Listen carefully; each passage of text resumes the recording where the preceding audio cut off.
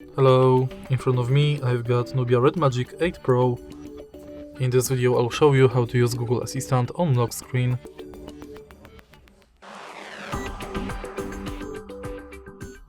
In the beginning, let's go to Google app and now enter menu. Go to settings and go to Google Assistant.